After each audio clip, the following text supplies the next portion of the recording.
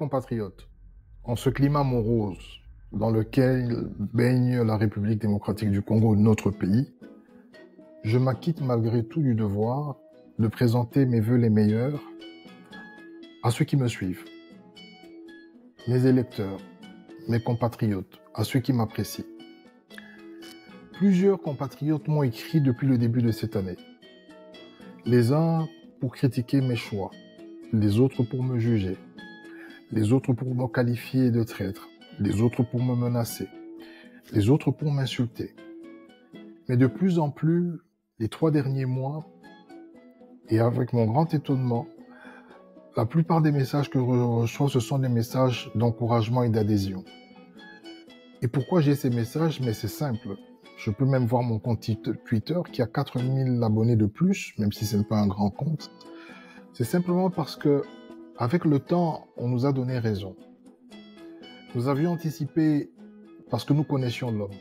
Et la direction qu'a pris M. Tshisekedi aujourd'hui, qui s'est laissé dévoiler, est la pire des directions, celle qui évoque les pires cauchemars de ce pays. Aux uns et aux autres, nous répondons ceci. Notre choix d'adhérer à l'AFC répond d'une obligation constitutionnelle. En réalité, c'est un devoir. Et la Constitution a été, celle qui a été déclarée maudite par le cerveau de la République, a été votée par les Congolais à 85%. Article 64, dans son premier alinéa, dispose, et comme vous le savez, que nous devons barrer la route. Et lorsque on parle de nous devons, il s'agit de tous les Congolais. Et donc, l'idée est que chacun de nous, où que vous soyez, à l'intérieur du Congo, à l'extérieur du Congo, nous devons faire de cette question une question existentielle. Parce que comme vous le savez, nous sommes le pays le plus pauvre au monde.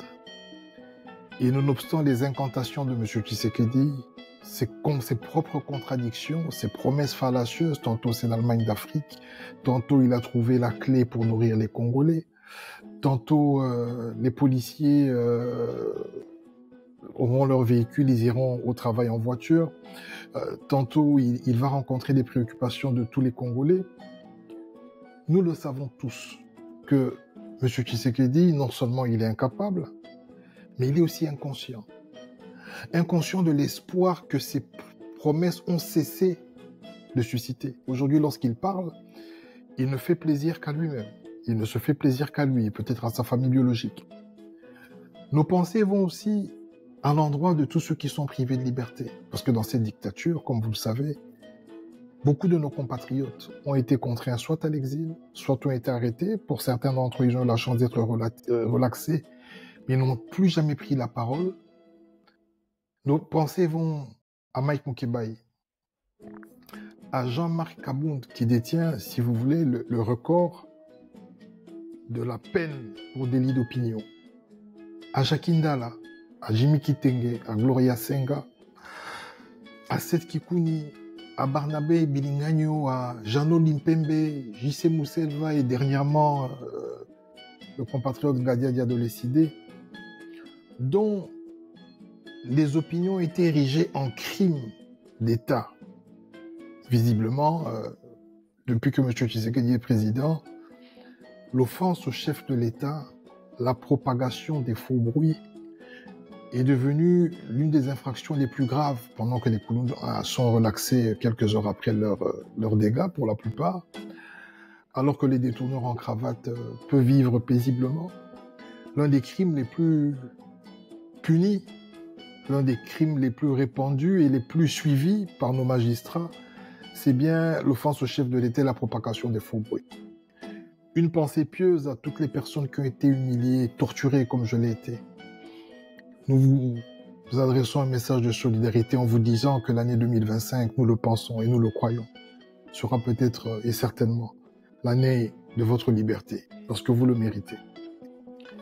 Nos pensées vont aussi à l'ensemble de la population congolaise, représentée dans ces classes, représentée dans les fonctionnaires, les policiers, les étudiants, les jeunes, les vieux. Aujourd'hui, c'est un Noël triste que nous fêtons. Des nouvelles que je reçois sont des nouvelles qui ne sont pas bonnes. les gens vont fêter Noël dans la tristesse. Et ça sera certainement la même chose pour le Nouvel An.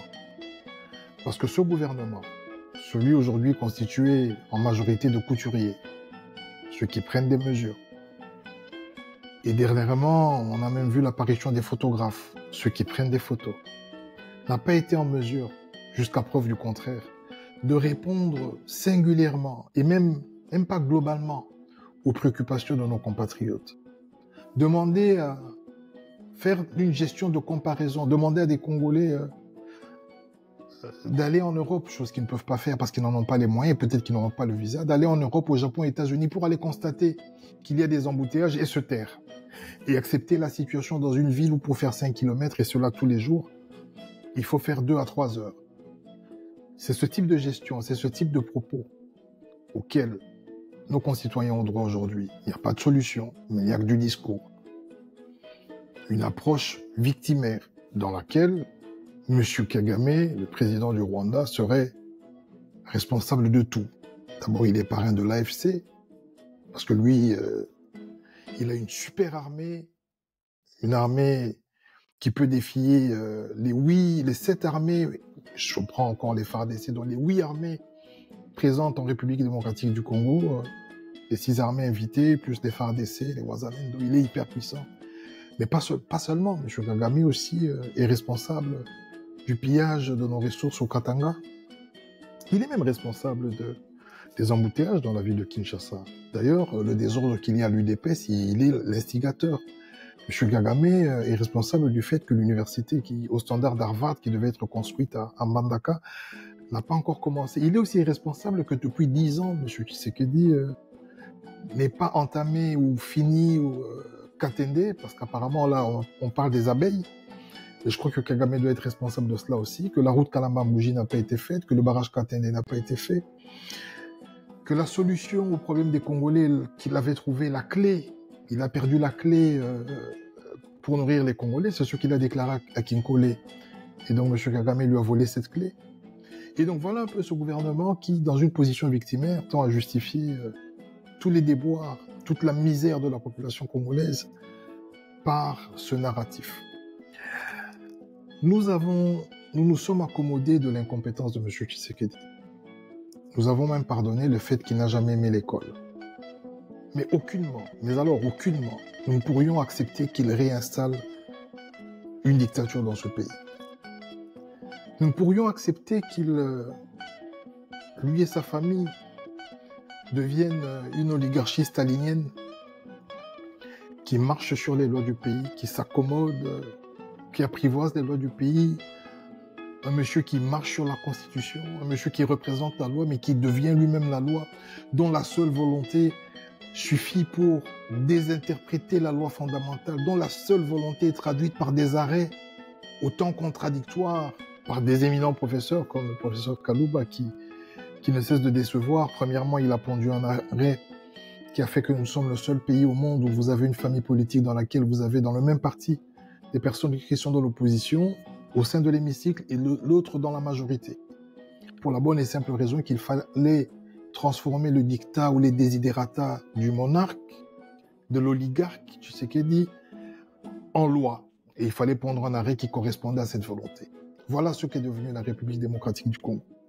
Donc, chacun de nous est une solution. Vous voulez que le Congo change, prenez votre décision. La décision, c'est d'appliquer l'article 64. La décision, c'est que, avec les moyens dont vous disposez, on ne vous demande pas de vous déplacer, on vous demande de faire ce que vous pouvez pour faire comprendre à M. Tshisekedi qu'il doit quitter le pouvoir. On sait qu'il ne démissionnera pas. Mais chaque jour qui passe, chaque minute qui passe, est une minute de souffrance de plus qui est imposée à notre population. Encore une fois, nous réitérons nos vœux les meilleurs pour l'année 2025 parce que nous pensons et nous croyons que ce sera une année meilleure. Que la paix du Christ soit avec vous. Vive la République démocratique du Congo. Joyeux Noël à tous et bonne fête de fin d'année 2025. Au revoir.